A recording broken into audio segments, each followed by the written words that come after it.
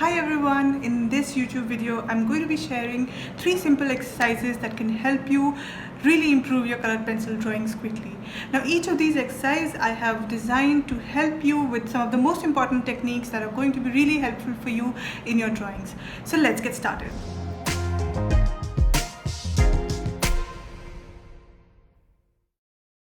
For this first exercise, we'll draw a simple circle freehand. No need to worry about getting a right circle. Just draw a circle freehand, and then we're going to take any color, choose any color you want, and we're going to work on filling in the circle with an even tone of color. So this exercise will help you in practicing how you can cover a larger area in your drawing with an even layer of color. So what I mean by an even layer of color is that there are no visible pencil lines, those streaky parallel lines of color that you often see in drawings, and that's mainly because you really don't know the right technique of filling in an even layer of color. So what you have to do here is work in small circles. If you've watched my tutorials before, I stress on this quite a lot. So if you want to have an even tone of color, work in small circles and just keep working around the circle, and focus on getting one tone of color down in the circle first, and we'll work on building the intensity later. Now, one thing you have to remember for this exercise is that you need a sharp tip of the pencil, but I also want you to practice this. Sharpen your pencil before you begin this exercise, but do not sharpen it again by the end of this exercise. So what you will also practice in this exercise is how to turn your pencil around to get working with the sharpest corner of your pencil tip. So as you keep adding more layers and keep working in smaller circles, the tip of your pencil is going to get blunt and not be sharp anymore. But I don't want you to sharpen it again, and instead I want you to keep turning your pencil around and try to get that sharp corner at the tip of your pencil, so that you can still work with a sharp tip and just keep building on the intensity of the color. Now this is important because while yes, it's theoretically possible to keep sharpening your pencil, but it does get tiring, especially if you're using a mechanical sharpener. You can't go back and sharpen every 30 seconds or so. So what is suggested is that you keep rotating your pencil in your hand and find that sharp edge and work with that.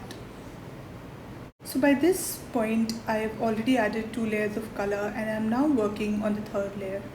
And it's important to remember that in colored pencils, any color is built in layers, and it's not advisable to go in with a lot of pressure in the first layer itself, because that doesn't really build the intensity of the color, and you will not be able to get a very even tone. But if you build the colors in layers, you can get a really rich and vibrant looking color. And of course, it doesn't have to be one color, it could be 2 or more colors that you mix together to get a new color, and that we're going to be focusing on the 3rd exercise. So for the next exercise, we'll draw a long rectangle, and again, don't worry about the lines and everything, just go with it. And what we're going to be practicing in this exercise is how to control the pressure of the pencil. Now that's something very important to know with colored pencil drawings, because there's also, at one end you want to get a very light coverage with a certain color. For example, if you even take a dark color like black, and on the other end is burnishing, where you use any color and you use it with a lot of pressure to flatten the tooth of the paper and just really get a very dark black color, for example. So between these two varying pressures of colored pencil, of using your pencil, there's a whole range that you need to develop with practice, of where you need to keep the pressure light, where you need to keep the pressure a little more. And so that's actually something very important to practice before you begin work on final drawings or more advanced drawings. So here, take any color, and at the one end of the rectangle you're going to keep it to the lightest pressure, the lightest intensity of color, and at the other end we're going to focus on getting the darkest intensity of the color. So here, if you notice, I am not worrying about working in small circles to get an even tone. I'm really just using just lines to cover up the area, because in this exercise I just want you to focus on learning how to control the pressure of your pencil and getting that lovely gradient of color. At one end you're going to use more pressure, more layers, and at one end it's going to be just really maybe one layer and just the lightest of pressures with your pencil. And we're going to combine the first and the second exercise for the third exercise and learn about another concept which is again very important for colored pencil drawings. So let's move on to that. So for this third exercise, I want you to draw a simple triangle, and you're going to pick the three primary colors. There's going to be a yellow, a blue, and a red.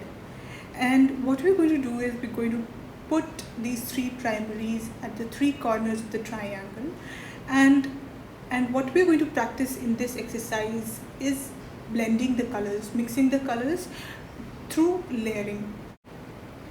So our three primary colors are going to be at the three corners, and where two colors meet is going to be the mix of those two colors. So for example, when we mix blue and red, we get purple.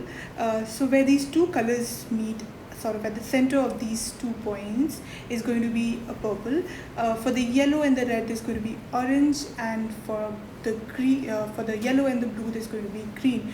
And right at the center of this triangle, where all three colors meet, we're going to be getting a very darkish, muddy brown black color. Of course, you'll have to add a lot of layers to really truly see it as a deep brown black, but even with a couple of layers you'll see that color coming through.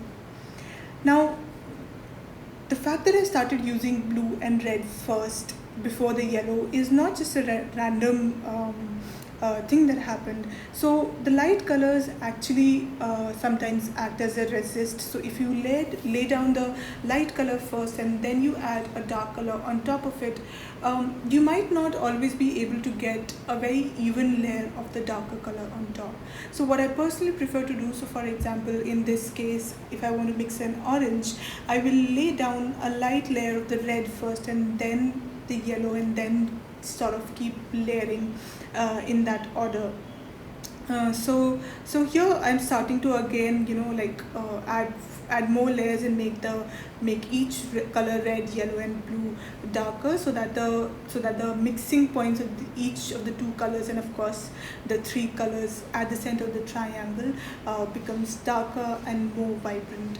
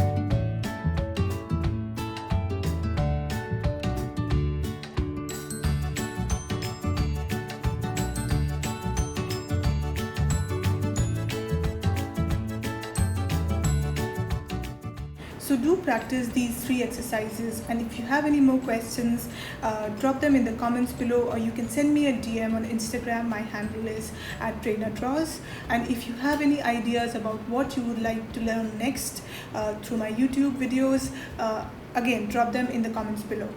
And thank you for watching. Bye.